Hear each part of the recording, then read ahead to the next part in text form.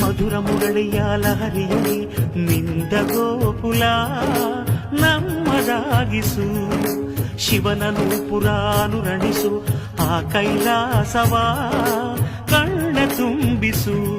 ಸೌಂದರ್ಯವೆಲ್ಲ ಏಕವಾಗಿ,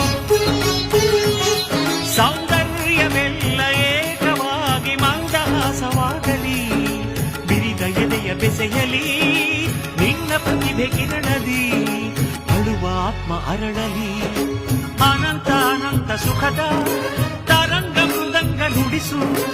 ಅಶಾಂತ ವಿಶಾಂತ ಮನದ ವಿರಾಗ ವಿಯೋಗ ಥಳಿಸು.